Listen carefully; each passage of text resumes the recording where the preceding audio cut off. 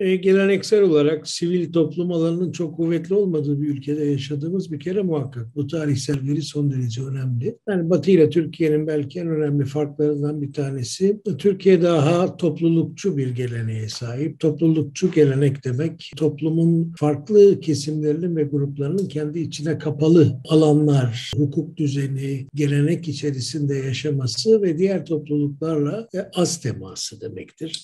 Bu Osmanlı'nın da kuvvetli bir geleneğidir. Topluluklar arasında temaslar az olunca ortak alanlar azalır. Ortak alanlar azalınca kamusal alanın çok zor oluştuğunu görürüz. Sivil toplumda bir kamusal alan hadisesidir. Yani farklı eğilimlerin, farklı grupların devlet karşısında, kamu karşısında kendi taleplerini ortak değerlerle genişletmesi ve bunun eylemlerini hayata geçirmesi anlamını taşır ki sivil toplumun özünde, temelinde bu yatar. Bu çok kuvvetli bir gelenek değil. Bununla birlikte Türkiye'nin gelişmesiyle birlikte sivil toplumdaki ivmenin de arttığını söyleyebiliriz. Bu zaman zaman politik olur. 28 Şubat günlerinde olduğu gibi yönlendirilmiş politik gruplar sivil toplum örgütleri şeklinde karşımıza çıkar ama son dönemlerde özellikle siyasetin alan değiştirmeye başlamasıyla birlikte çevre meseleleri, etik meseleler, gençlik meseleleri gibi meselelerin ortaya çıkmaya başlamasıyla birlikte bir kamusal alanın daha kuvvetli oluştuğunu ve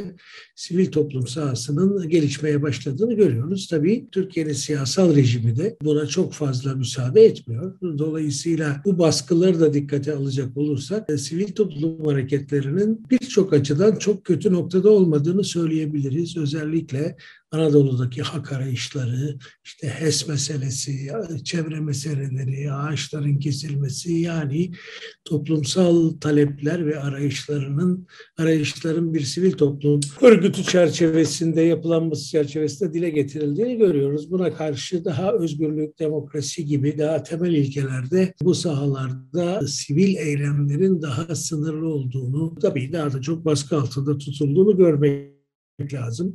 Velhasıl kendimize oranla yani kendi tarihimize oranla kötü bir noktada değiliz. Ama genel olarak dünyada ve tarihte sivil toplum öyküsüne baktığımız zaman herhalde Türkiye oldukça zayıf ve gerilerde bu bakımdan bir tablo çizer. Yani siyaset, sivil toplum ilişkilerine baktığımız zaman tabii burada yine bir demokrasi algısı karşımıza çıkar. Toplumun, bireylerin, birey gruplarının taleplerini nasıl ifade ettiği, bu taleplerin gerçekleştirilmesi için ne tür eylemlerde bulunduğu, ne tür girişimlerde bulunduğuna baktığımız zaman siyaset kavramının bizzat kendisiyle karşı karşıya kalırız ve siyaset kavramı daha demokratik, daha toplum merkezli, kamu alanı merkezli ülkelerde daha sivil alanın katılımcılığı üstüne dayanan bir içeriğe sahipken otoriter ülkelerde işte bizim gibi yarı otoriter ülkelerde siyaset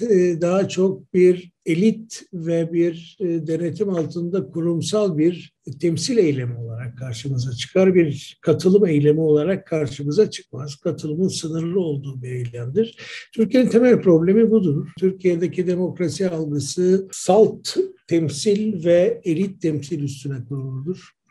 Katılım mekanizması seçimler dışında adeta tehlikeli görülen bir mekanizmadır. Bu tabii siyasetin sivil toplumla ilişkisini pozitif kurma bakımından son derece büyük bir engel. Türkiye'de politikanın bu hegemonyacı, tepeden inmeci ve tekelci yapısı sivil toplumun önünde önemli bir engeldir. Bu ilişki bir hiyerarşi ilişkisi haline döndüğü için. Bu model merkezileşme modelidir. Sivil ve siyaset ya da devlet ve bireyi yan yana koyduğumuz zaman tabii sivil olan bireye yakın olandır. Spontane bir örgütlenmeyi içerir. Farklı taleplerin ve farklı yaşam beklentilerinin iç içe girmesini, zaman zaman birbirinden farklı taleplerin kesişmesini de ifade eder. Bu biraz ademi merkezi bir toplumsal zihniyet, toplumsal örgütlenme, siyasi örgütlenmeyi talep eder. Bunun olmadığı yerlerde bu birazcık sıkıntı yaşar biraz önce söylediğim gibi. Yeni modelimiz bizim.